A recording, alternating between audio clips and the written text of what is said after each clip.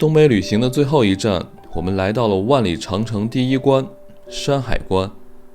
中国的万里长城举世瞩目，但是说到万里长城最有名的一处，那必然是长城的天下第一关山海关。山海关位于河北省秦皇岛市，是长城位于大海交汇的地方。在1990年以前，被认为是明长城最东部的起点，也是中国万里长城3大奇观之一。我们之前去过另外2个奇观，位于甘肃的长城最西端嘉峪关和位于陕北的镇北台。这次路过秦皇岛，山海关我们一定不能错过。山海关地势险要，北依燕山，南临渤海，因此而得名山海关。来到山海关，最不能错过的就是长城与渤海相邻的老龙头。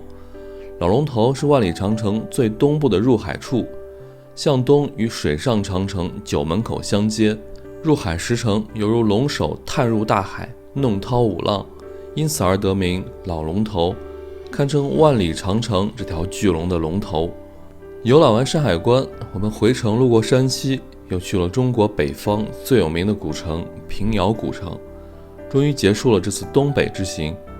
下面就跟着狒狒和文涛开始东北之行最后的旅途吧。大家好，我是狒狒。今天我们来到了天下第一关山海关。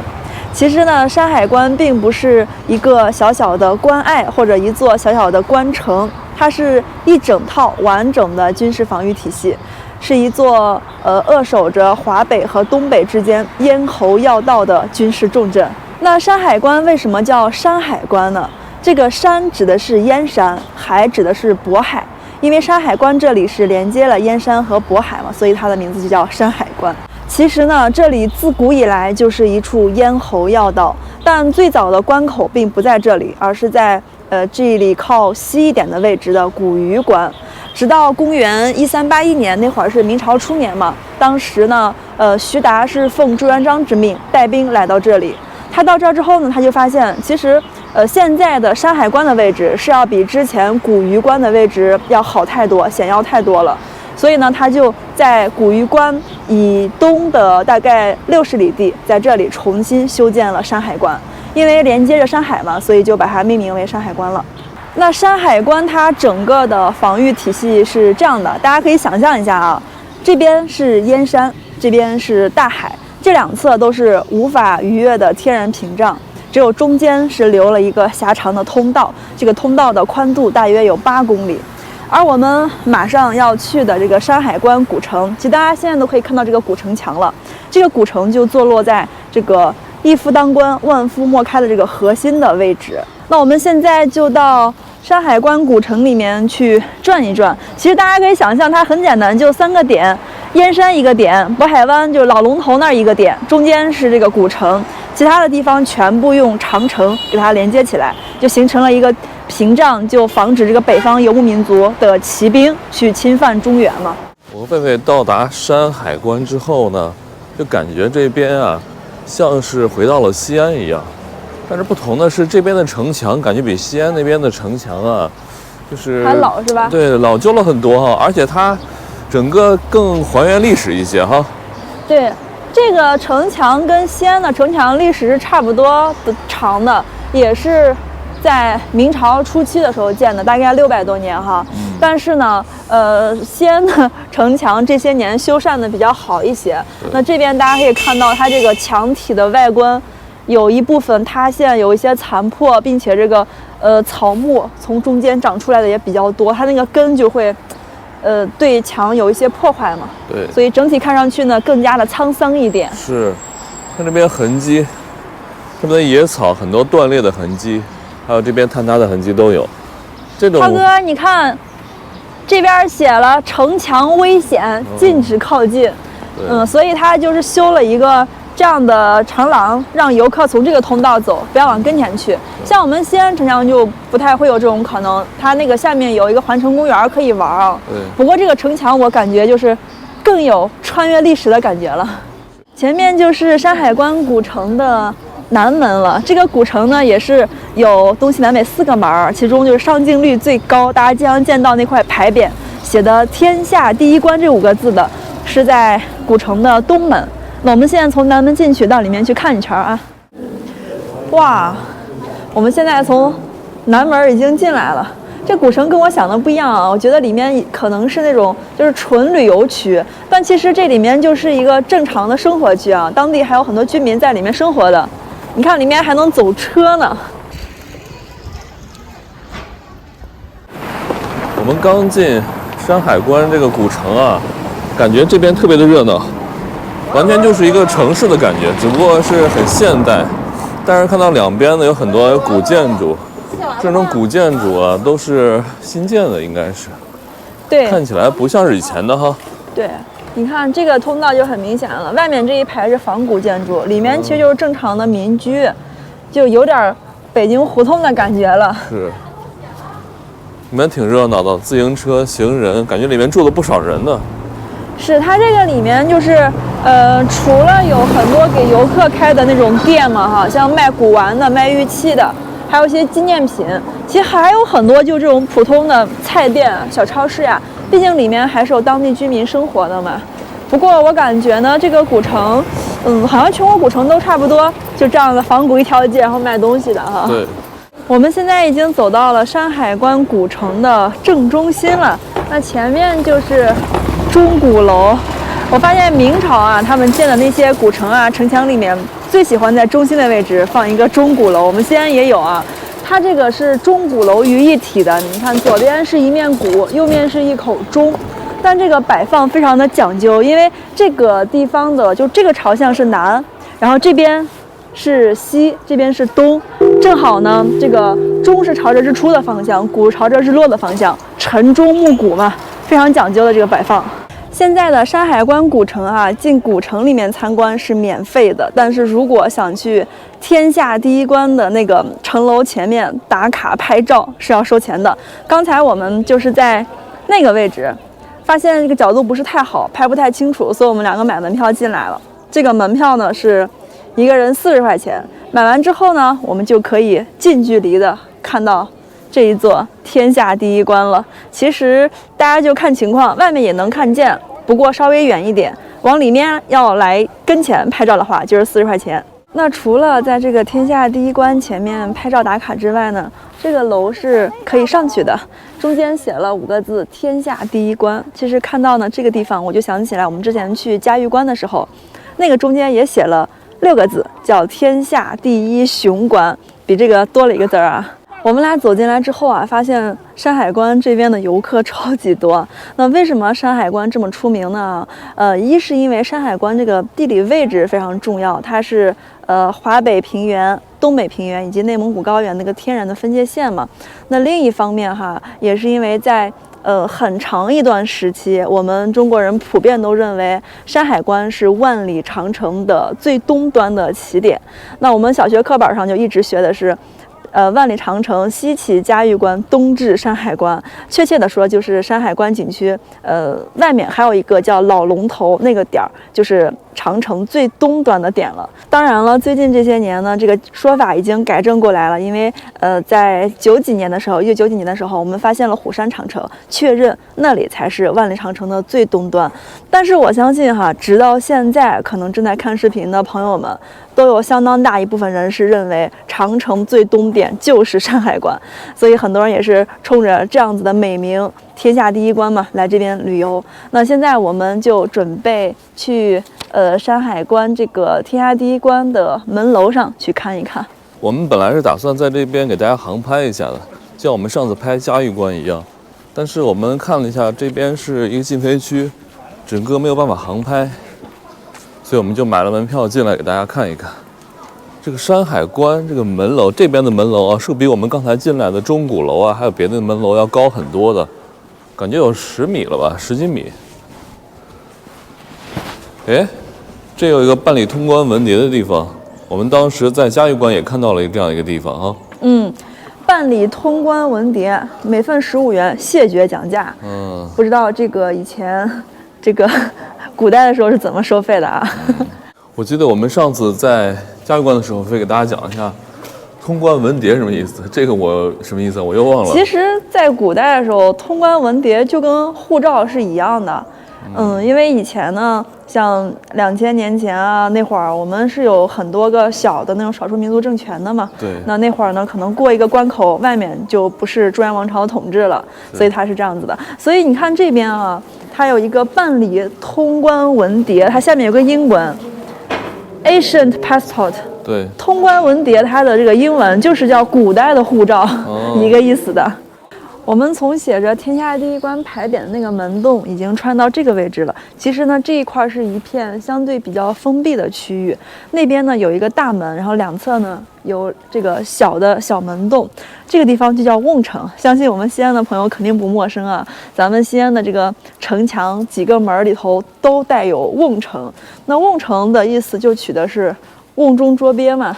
这个位置呢，就算敌人哈，他从这个就比如说这个小门吧，他从这儿攻进来之后啊，发现这里面还有一道门，他出不去，并且呢，你看这个四周的地势都比较高，弓箭手可以在上面进行这个远程的，对，所以这个地方就是一个进来容易出去难的一个位置啊。但说实话，这个瓮城我还真是看不出来，因为这边植了好多的树，我们西安那边的瓮城都光秃秃的，真的像古代的瓮城。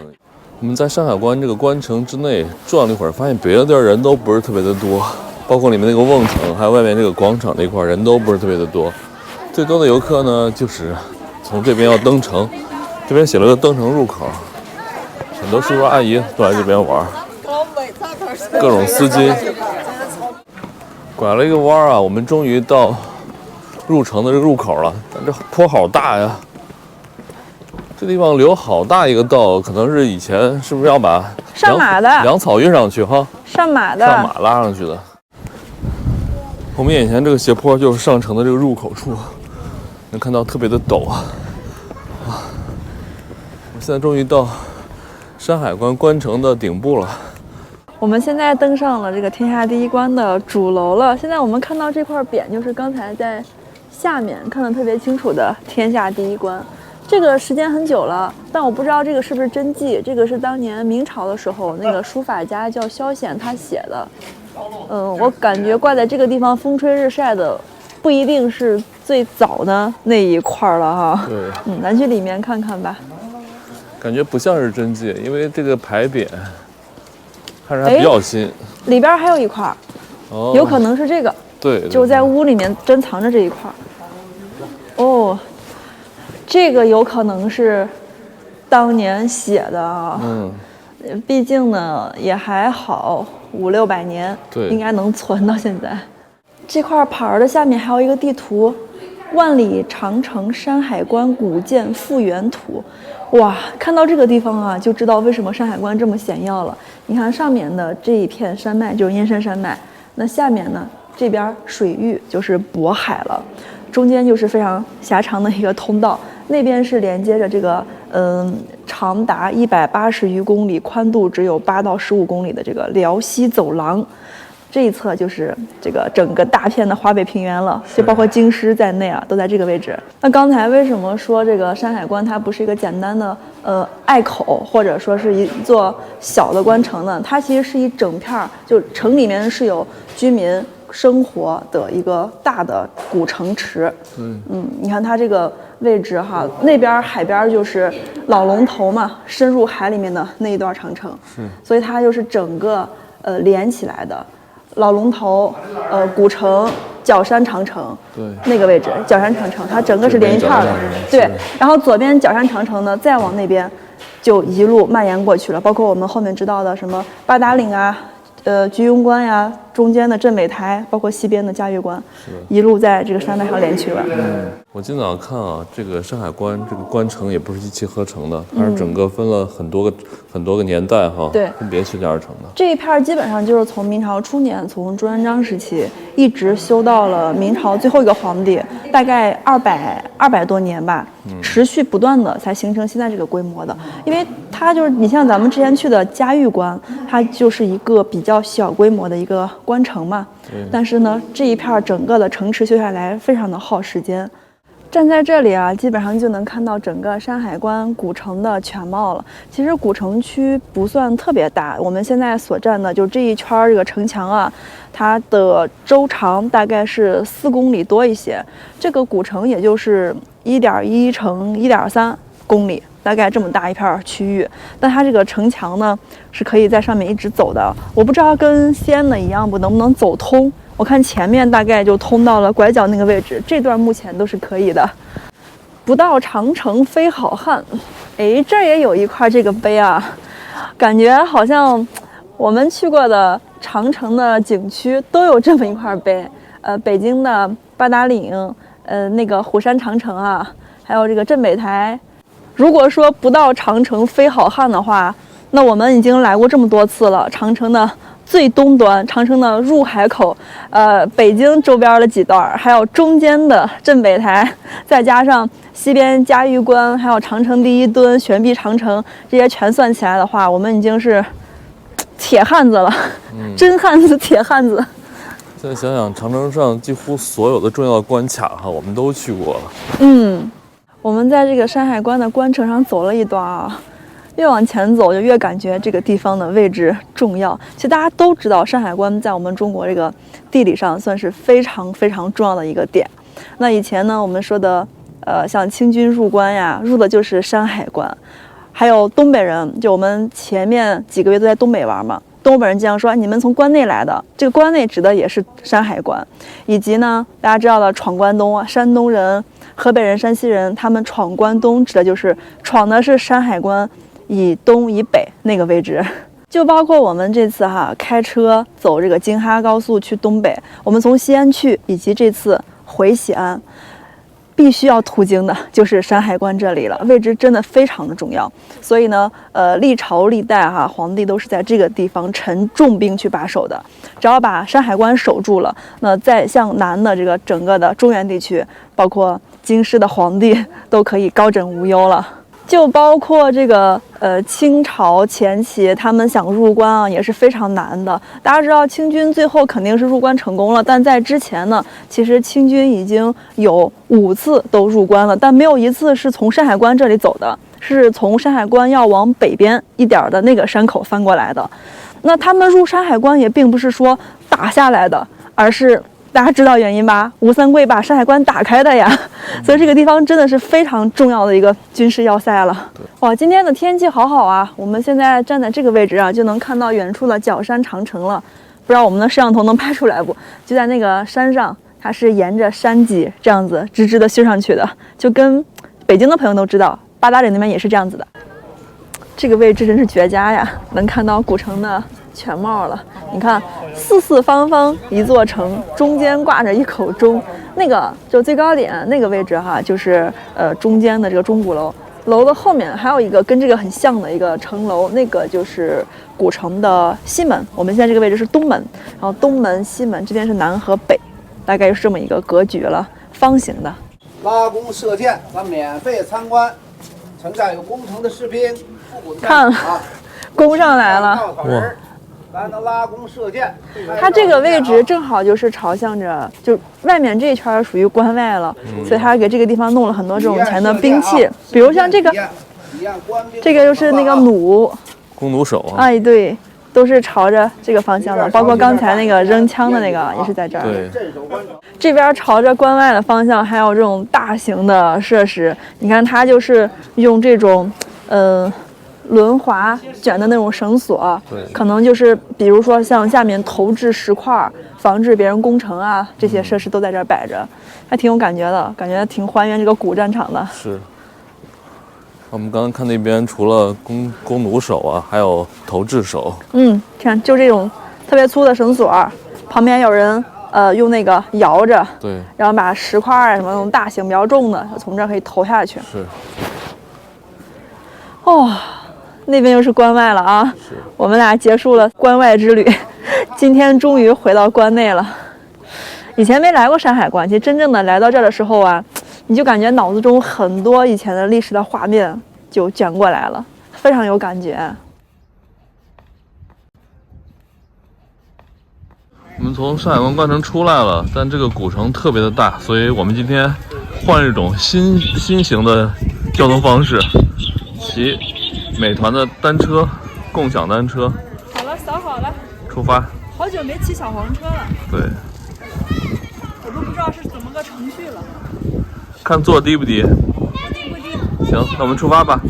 这是我的车。别的女孩都是看这个座高不高，你这问我这座低不低？因为你高啊。很长是吧？嗯。走。注意安全啊，车多。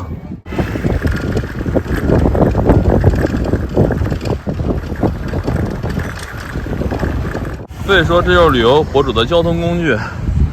我们骑到这个山海关关城的西边了。西门。因为这儿有3个字山海关，我们为了取一个景，然后过来了。这就是旅游博主的日常啊。对。大家觉得是不是边玩边赚钱很爽啊？其实并没有赚到钱，而且非常的落魄。骑个小黄车过来了。其实我们已经看过山海第一关了哈，天下第一关了，但这个山海关还是必须要拍一下的。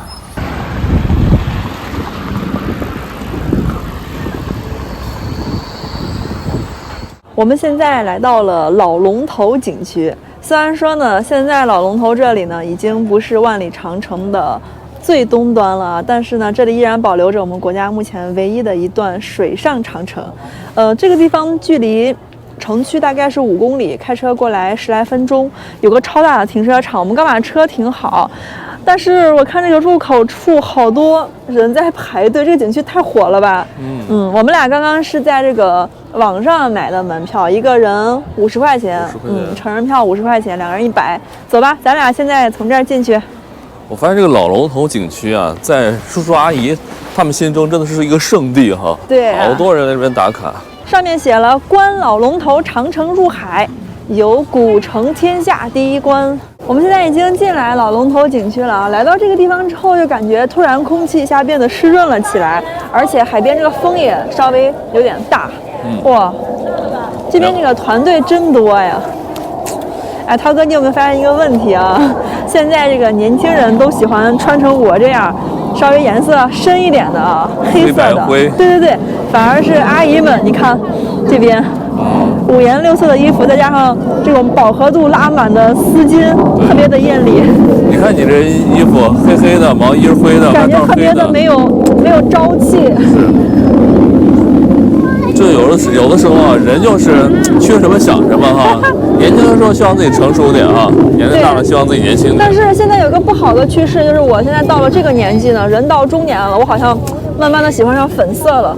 感觉这个能穿粉的没几年了。我准备这次回去之后多买点粉色衣服。哇，这阿姨们的花环不错呀。哇，有没有哪个好心的阿姨送我一个？哎，我们前面看到了这个城啊，叫宁海城。就是早上费说的哈，像那个山海关关城啊，它是一系列的小城组成的。除了关城之外，还有好几个小城。对，就是中间的这一溜大概是个8公里的一个防御体系，它包括很多座的这个箭楼啊，还有像烽火台啊。对，东一城西一城。还有就是海边这个宁海城了，这名字取得也很好呀。让海边安宁一些哈，有这个意思。万里长城山海关。宁海城始建于明代，是万里长城军事防御建筑中唯一一座功能齐全的海保城。城中拥有军事指挥机构守备署，驻扎军队之龙武营、明代7品武官官邸把总署，及依托神灵保佑的龙王庙、关帝庙等建筑。现存内瓮城为国内罕见。我之前来这儿的时候是看到过的，就我们。国家这种保存的古城，尤其是明朝的这些城墙，它这个瓮城一般是在城外，就是那个主城墙是这样子的，瓮城是在外头突出去的一块，就像那个汉字凸上面那一点。但是呢，这个地方是罕见的一个内瓮城啊。但有意思一点啊，我们刚刚看这个简介的宁海城的简介的时候，说城内有一个龙王庙，就是因为这边太靠近海边了哈。需要祈求龙王的保佑。这边就是宁海城的一个大概的景象吧，应该这些都是复原的。有什么？这叫什么？龙武营。对，龙武营就是以前那个兵营练兵的地方。对，就在这一块儿。大明龙武营它这个两个房挺有意思的，这个是粥房，这个是以前呢驻兵做饭吃饭的地方。这边有一个碾房，里面有一个石碾子，可以用来碾那个粮食。哦，挺有意思的这边。哇，哇，涛哥，我估计你都没有见过这些农具。这是簸箕吗？就是这样子，把粮食里面脏的那个灰尘什么东西给它颠出去。这边还有斗啊，斗和升都是古代的这个计量单位。斗米怎么说来着？斗米恩，升米仇。啊，对，这就叫釜。釜就是古代的锅哈。对，釜底抽薪嘛，那个成语就是这样子的。看这里，这才是那个超大的锅。往上，上面。天哪！给这个兵做饭熬粥用的。据说这个锅可以煮，据说这个锅哈可以煮900人的饭，很厉害。这是我们俩第一次来老龙头景区啊，我以为进来之后呢就可以直奔沙滩去看那一段水上长城，没想到这景区还挺大的。进来之后呢，外围建了很多这种仿古的建筑，还有一些曾经留下来的一些古迹啊，包括这边它建了一个特别大的这个迷宫，算是，对，但它中间有个八卦的形状，所以应该很多那个年轻人在里面走啊，走这个迷宫。不过我们俩就玩时间比较长啊，对这些东西不是很感兴趣，所以我们决定直奔主题，我们去看海上长城吧。我终于看到了一个导览图啊，我们现在是在这个位置，我们就从这边过来的。这个什么宁海城、龙武营，对，刚那个是八卦阵。我们从这儿过来到这个位置了，已经到澄海楼了。哦，那这已经快到核心位置了。大家看这边。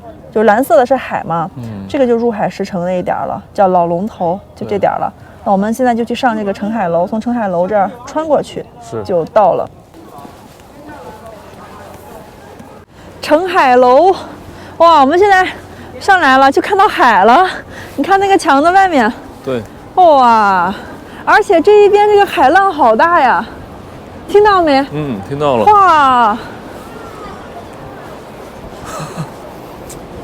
不错不错，这个澄海楼应该也算是一线海景房了。是。从小到大看了50次的老龙头啊，今天终于到了。我是看过了那么多海啊，中国的、外国的、南方的、北方的海，但第一次看海和长城这种奇妙的组合啊。我们现在还看不到哈，就前面那点延伸到海里了哈。这个就是要下去，然后在沙滩上那个视角特别好的。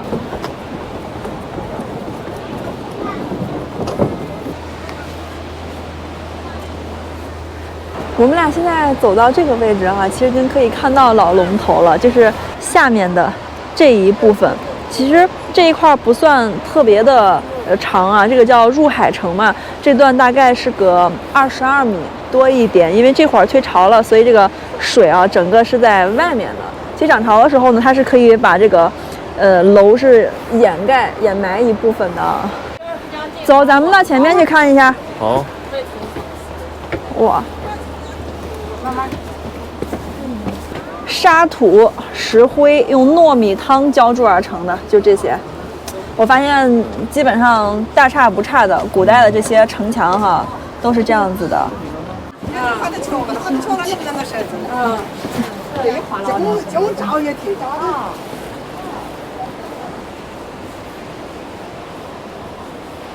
哇，这边这个浪真大呀，不像我们昨天在那个盘锦和锦州那儿啊，全是那种滩涂，这边就是清澈的海水了。这也是以前留下来特别老的一个镜露台。长城的这个敌楼里面构造都差不多，四周开了这样子的孔，然后呢，它有窄一点的楼梯是可以上去的。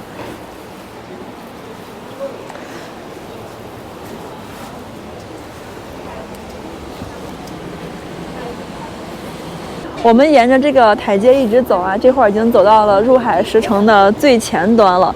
不知道大家从镜头能看到不？它这个前面是一个这样的，就是两侧是平的，到中间呢收成了这样的一个尖头的造型。这样子是为了防止这个海浪过来的时候对堤坝的冲击。这样的这个造型它会比较的缓释一下，对，分散一下这个水压。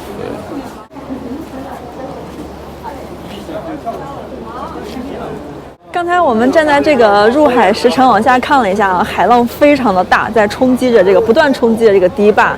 那当时呢，这个长城是怎么修筑的如此的坚固的啊，让海水把它冲不垮？那大家可以想象一下呢，当时呢，在这个海边开始修这段水上长城的根基的时候，肯定不可能是一小块石头一小块石头往里面放，这样的话呢，还没放好就被浪打走了嘛。但是呢，石头也不能太大，太大的话，我们的人力肯定是扛不过去的。那当时有一个非常高超的技艺是可以解决这个问题了。大家可以看一下这块大石头，你看它这个石头呢，就是单独看这一块的话，也就还好。如果说是人多的话，是可以扛得动的。但这个石头呢，单个是容易被水给冲走的。所以他们是怎么把这些石头连接在一起的啊？因为有海水嘛，有腐蚀，所以用普通的这种什么糯米汁呀、石灰呀，肯定已经达到这个效果了。那当时呢，就用了个很好的技术。你看这个开口啊，它的外面是比较窄的，里面是比较宽的，形成了一个梯形，然后开的这个深度大概有个10公分左右。然后再找一个石头，也是这样的开的，就比如说这一块吧。它也是这样的开口的，然后呢，把这2块啊就给它并到一起，这样的话就等于是这儿有一个梯形的开口，这边大家想象一下，它这还是一个梯形的开口，把它对到一起之后呢，往这个里面去浇灌铁水，那等到铁水凝固之后呢，它整个就是非常牢固的把它们2个连在一起了，并且呢，因为这个位置是里头大口小，所以连起来之后呢，那个铁条是不可能从里面再抽出来的，非常的坚固。可以看这个石头呢，它这一侧还有这样的槽口，就2侧都有。你看那儿一个，这儿一个，它就这样子一一相连，最终连成了一长排。在退潮的时候去做这样的公式，然后等到凝固之后再涨潮，我们就不怕了。非常的有这个智慧啊，所以呢，我们现在站的这个位置啊，就是所谓的龙头嘛，前面尖的这一块的脚下，最靠近海水根基那里，全是用这样的方法，把这些稍微大点的石头给它一块一块的连成巨石的。其实没有这么大天然的巨石给他们去做这个根基的，就这样子，挺厉害的啊。这边一共陈列了，我看1、2、3、4块这样子的原石。其实还可以看到啊，它这个凹槽里面其实是有以前留下来的那个痕迹的，因为里面是用那个松香呀、铁粉啊做成那个凝固剂嘛，对，所以里面多多少少是会留下一些铁锈的那个样子的。你看这个颜色的，这个应该是4氧化3铁的这个颜色。万万没想到啊，这种天然的大石头竟然也可以巧妙的结合榫卯啊，它整个就是给它扣在一起的，再也拆不开那种。我们在长城里面居然堵车了，这边的树桩阿姨太多了，云帆好多。果然啊，长城在中国人心中算是一种图腾一样的存在，叔叔阿姨们都来看。大家从这个位置可以看得更清楚一点啊，就这个老龙头的根基，就下面那些层巨石都是用刚刚那个办法，这样子一层一层的给它加固起来了，一块一块的连起来的。参观完这个澄海楼还有入海楼，我们准备下去沙滩上，从一个比较平的角度去看这个老龙头。它这个深入海底这个角度啊，只能在下面才能看得清楚一些。我们现在来到了沙滩上啊，从这个角度呢去看老龙头，你才知道它为什么叫老龙头了。因为这里啊，以前被认为是万里长城的东边起点嘛，它就很像一条长龙、巨龙，在这个地方呢，就像一个昂起来的龙首啊，很像这个形象。你看，对。那看到这里啊，大家有没有很好奇，就是说这个长城为什么会修到水里？而且大家看这个入海城呢，它其实是往海里面修了挺长的，20多米呢。那会不会有朋友认为这个是为了防止这个海军的？那会儿叫水兵的。其实并不是啊，那个时候呢也没有什么水兵，就算有的话呢，也不会从这个地方过来啊。而且这个地方20多米其实也拦不住水兵的，如果有的话，完全可以从那边绕过来的。其实呢，这段水上长城跟我们国家境内任何一段长城的作用都是差不多的，主要是为了防御北方的游牧民族的骑兵对中原的破坏和掠夺。其实呢，渤海的这一片啊，靠里面的海域冬天是结不了冰的，所以它这个也没有修得特别长。在这个地方呢，是可以保证，就是靠陆地这边水比较浅的位置，冬天一旦结冰，骑兵的马是过不来的。刚才我突然觉得，如果没有发现虎山长城，那如果山海关作为万里长城的最东端也挺有意思的。它这个边上就是大海，然后长城从这里一路蔓延出去万里，到达了嘉峪关，这东西呼应下特别好啊。但其实我们国家毕竟还有这个辽东的长城嘛，所以我们前段时间去那个虎山才是它的最东端。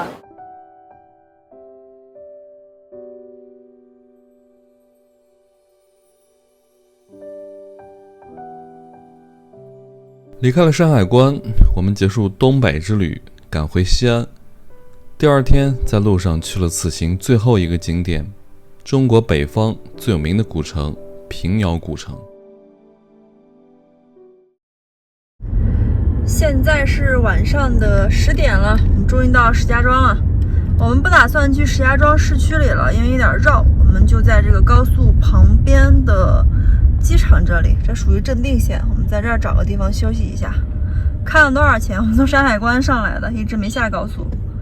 224还行啊，225块钱，还可以。我们现在去找酒店去住宿，明天再继续赶路。大家好，我是狒狒。我们现在在河北石家庄的正定县，这边离正定机场只有3公里左右。这个地方主要就是有很多人赶飞机，比如比较早或者晚啊，在这边歇脚的地方。然后我们昨天晚上呢，为了节省时间，就不想下高速之后往县城里面去太久，所以就在机场旁边休息了。那现在我们准备在这儿吃个早饭，等一会儿我们就开车继续往家的方向走了。那今天不一定能到西安，开得快能到，开得慢的话可能就到这个山西哪个地方再休息一下。这边离西安大概是900、1000公里这样子。我刚看到对面有一个驴肉火烧，这应该是这个河北这边的一大特色了，我们准备过去买一点儿。涛哥，你看它这个有纯驴肉火烧，还有焖子驴火烧。焖子是什么呀？焖子，一会儿问一下老板吧。然后这边只能买2个带走了，它这个没有稀饭，都是这种汤，肉汤，还有这个鸡蛋汤、豆腐汤倒是可以，肉汤我不想喝。来买2带走吧。老板，有没有驴肉火烧呀？有。我想问一下，那个焖子是什么呀？焖子就是肉冻。焖子就是肉冻。哦，我们的火烧已经做好了，看一下，2个。它这个是现烤的，所以饼特别热，特别烫，酥皮儿掉渣的。看，它里面就是放点这个生的这个青椒碎，比较的提鲜一些，而且没有那么腻。你看这2个的区别啊，这个就是6块钱的，加了这个叫焖子，其实就是肉冻，这个是没加的，纯的。我先尝一个，好吃咱们再带2个。今天上高速可能也没有饭吃。哇，肉都往出溢呢，哦，掉渣渣了。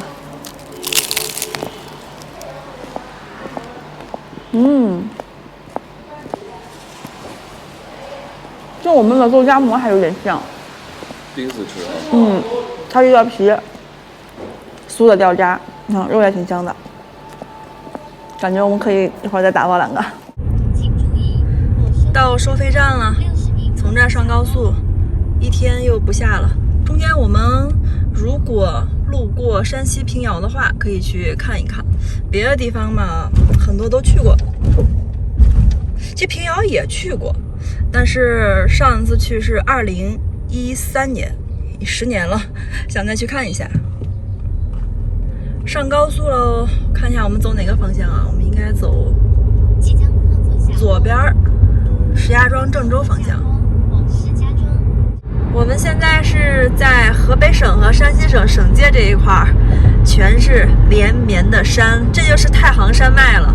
这边全是隧道，就跟我们陕西和甘肃的省界那边特别像。那边是秦岭嘛，也是一个个的隧道。刚出一个隧道，马上又是下一个隧道。哎，这段高速可能过路费比较贵是吧，涛哥？很贵。它这全是隧道、桥梁、隧道、桥梁，隧道出来就是桥梁，桥梁尽头又是隧道。它这个隧道好像不太长，都这种隧道群，一个200-300米、300-400米这种。对，太阳山它感觉是群峰哈，一个接一个的小山。山脉它是很长一块山脉，所以它可以作为两省的分界线，这个天然的无法逾越的屏障啊。驶出河北，进入山西。哇，我们现在已经进入山西界了。这个隧道是一半归河北，一半归山西，叫神水泉隧道。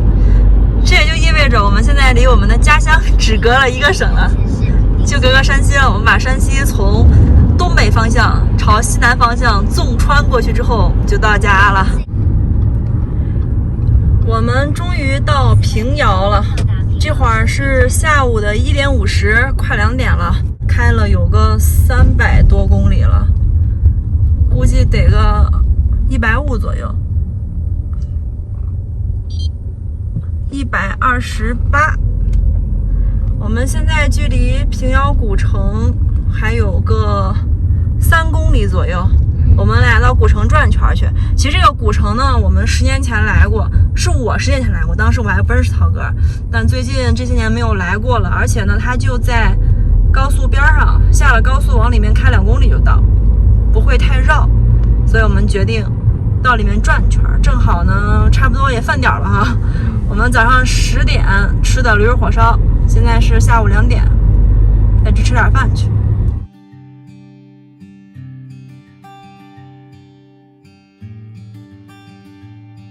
我们刚刚停好了车，这会儿已经来到了平遥古城的一个小门，叫小南门的入口这里。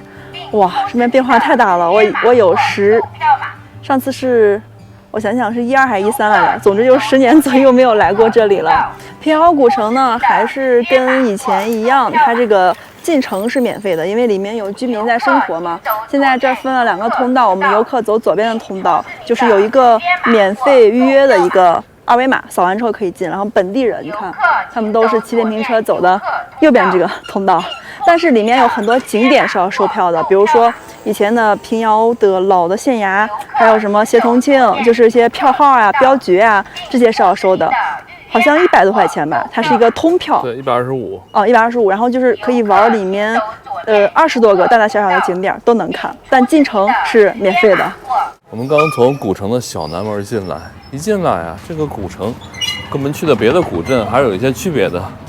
所以说别的古镇哈，像我们去的别的古镇，所有的地方基本都开发成景区了。但这个平遥这边呢，还有很多都是当地人在生活。就是说，他没有把当地的居民和旅游区完全的隔绝开。对，这里面呢，据导游说哈，还有4-5万人就在这里生活居住，他们的房子嘛，私人的这个民宅嘛，算是就在这儿住着。当然，现在也有很多人把店铺租出去，比如说这种啊，开成这种平遥的牛肉店呀、卖醋的这种啊，卖特产的。但是里边的居民还是不少，你看这电动车就有一直挺多的。看到好几个当地的吃的哈，有醋、牛肉、刀削面，什么都有。平遥的牛肉特别有名。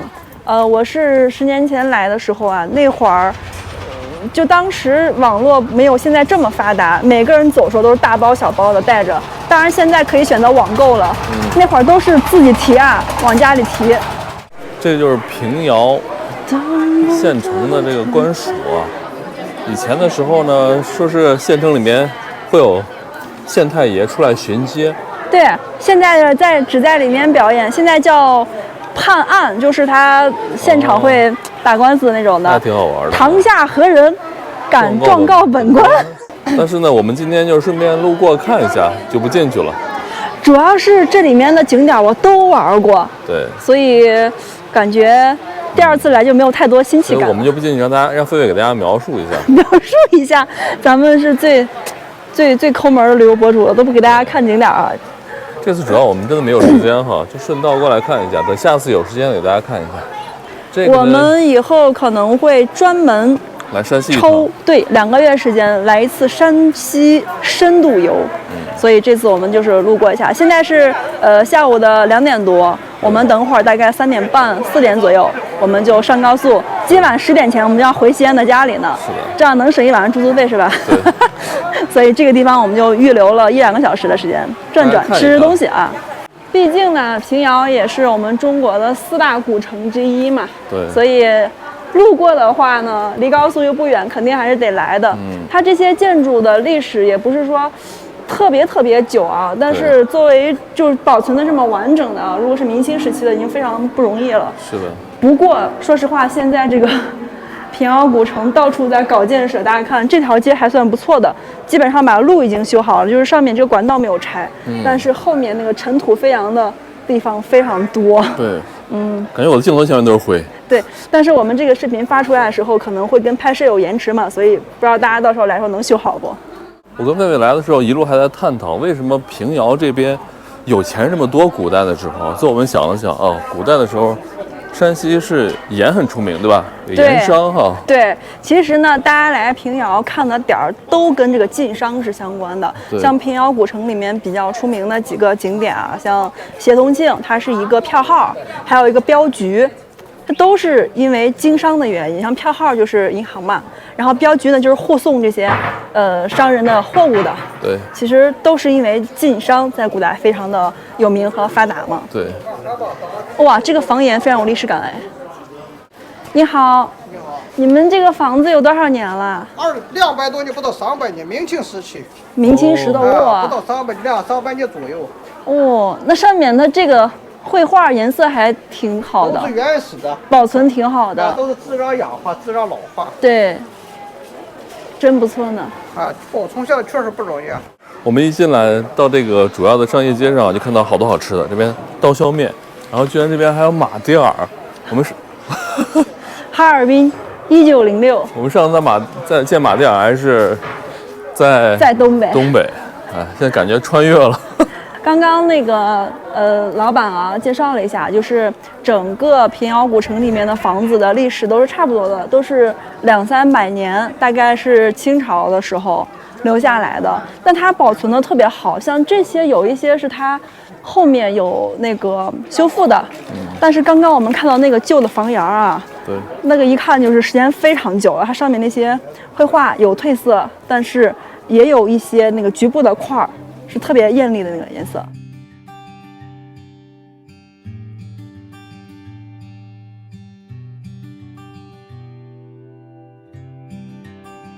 这是麻辣香干哈？对。这臭豆腐。哦，就这个是碗托啊。对。哦。然后放以后加上调料。哦。哪个是荞面的？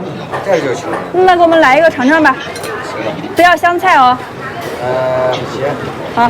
没有香菜这个。尝一个碗托吧。10年没吃了。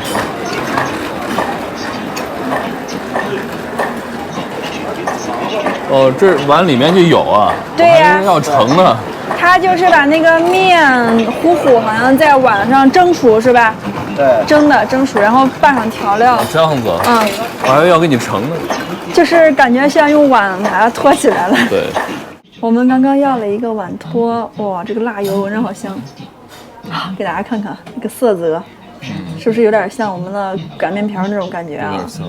它这个就是，你看这么一个碗啊，它是比较浅的，但是口比较大，然后把这个面糊就是糊在这个碗的边上，完了把它蒸熟，然后老板拿这个刀把它这样子划成小的这种片状，对，再拌上调料。我们陕西、山西，包括甘肃，这个小吃啊，还是以碳水面食为主啊。狒狒一直跟我说，平遥这个碗托特别有特色，一直让我尝一尝。它这个辣椒不是很辣，但是很香，真的很像我们的擀面皮，但是它毕竟是蒸出来的面，就是稍微柔软一些，不像擀面皮那么有嚼劲。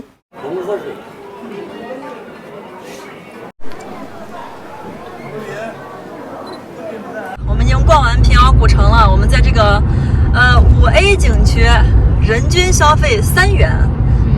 不对，其实我们还有个停车费10块钱，在家吃了一碗碗托6块钱，我们一共花了16块钱。